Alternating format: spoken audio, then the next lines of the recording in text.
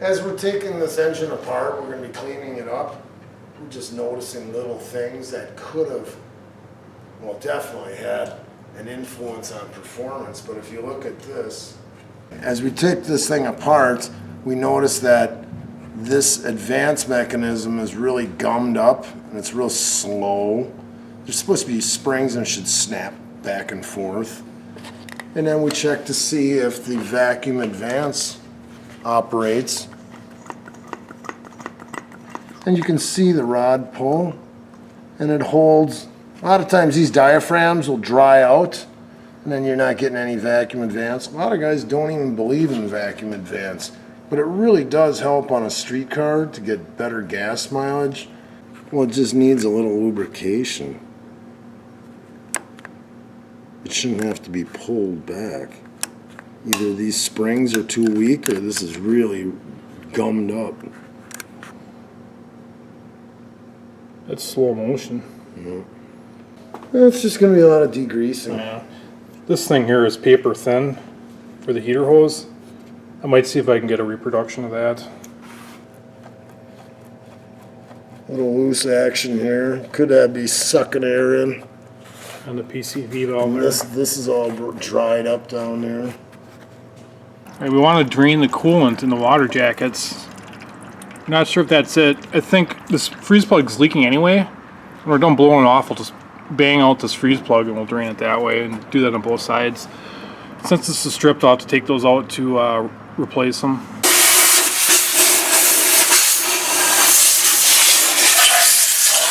At least one of these freeze plugs is leaking, maybe more. So we'll replace the 6 on the outside of the block here.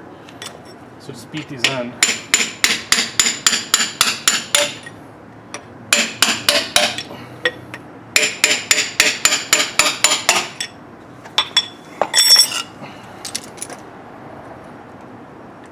Try to get a grip on her there.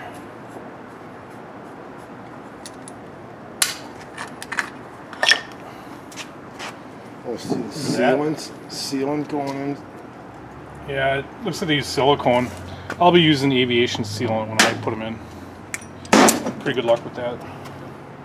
It's rust.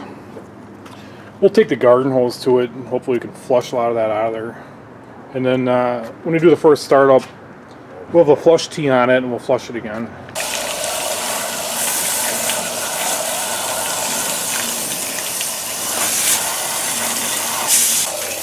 Oh, I'm feeling grit on my hand.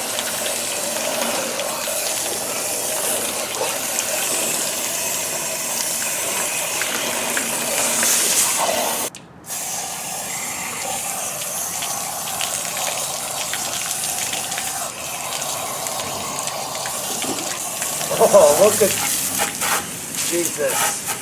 What happened?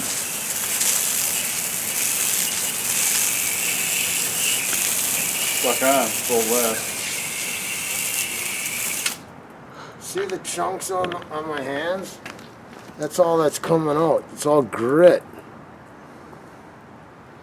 Well, if you have a certain speed car and it's more chances of catastrophic failure, they don't want you running antifreeze.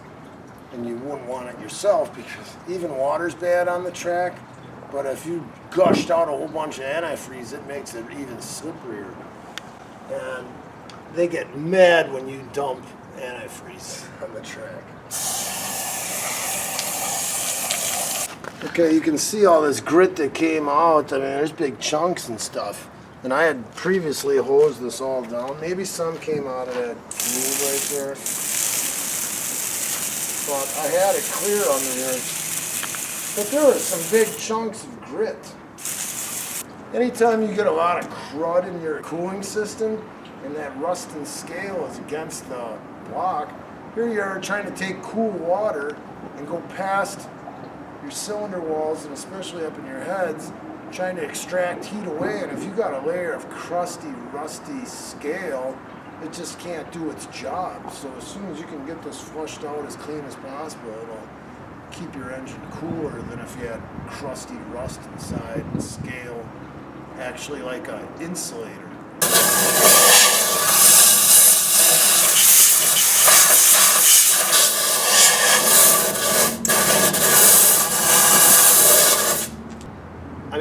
I was grabbing gravel like before, and now it's all been blown out with air and the water.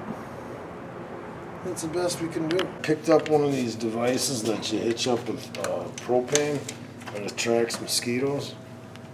Oh, it kills them? Got it for free.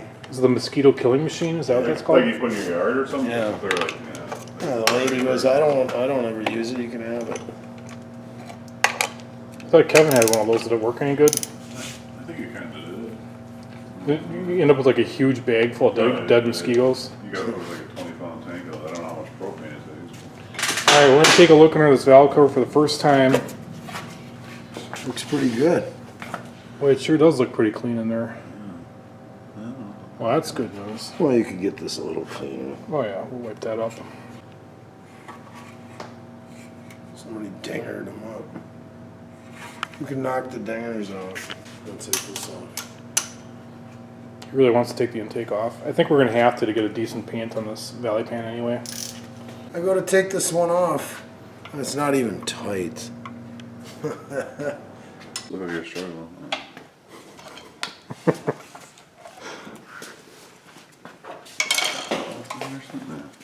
Oh God! No wonder you have an aluminum intake manifold. This is hard on my back. Oh, gosh, that was heavy. 49.2. I bet you'd cut the weight in half with an aluminum one.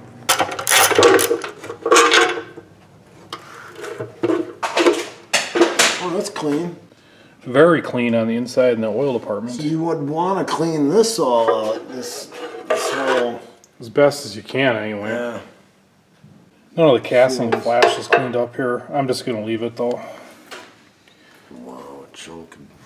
You ain't gonna be revving this thing that high. No.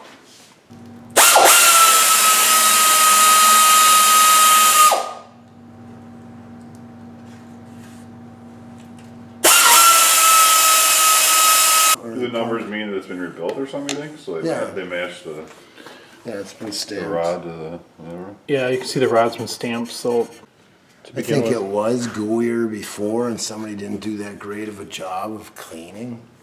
You know, I could just scratch that off. it's got the cast rods in it still. Hopefully they were reconditioned.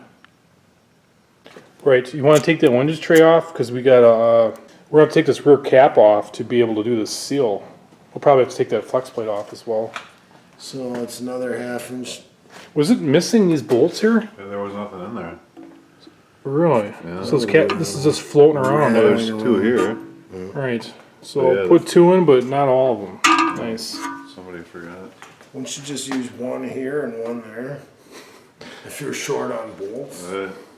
Cleaning that on, Yeah, it's good and clean in here now. The pickup screen is pretty clean, huh? Yeah, there's a little bit of crap in there, but not bad.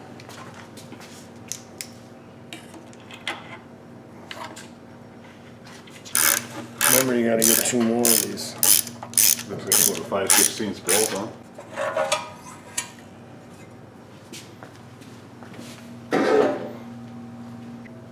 It's starting to look like maybe it was the oil pan and not the rear main seal, but it would really suck to put this together and then have that rear main seal start leaking.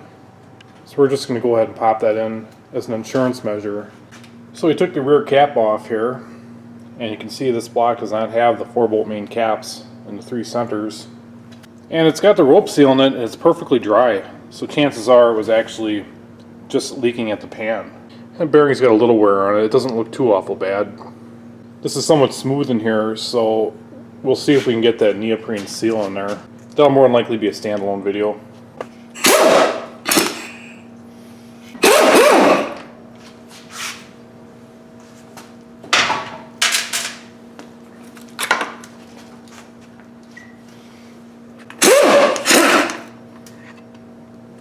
Might as well put a new front seal on it too.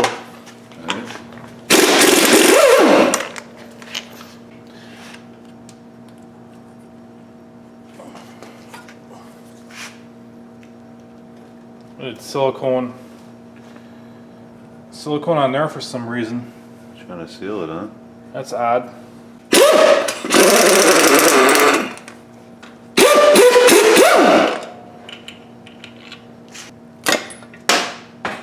that? Move to the washer. There's some play in that chain. It says mag on it. It was probably magnafluxed at some point. I see some caps. Just cap it to try to keep crap out of there while we're further cleaning this deal. We know we have to work on this distributor.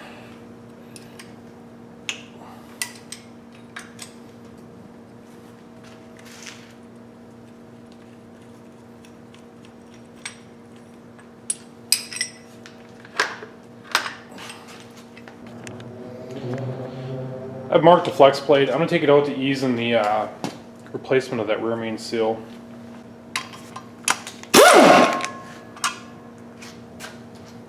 So the farther down we're going to take it. I'm leaving my bearing on here to try to protect the crank journal while we try to do something with this rear main seal.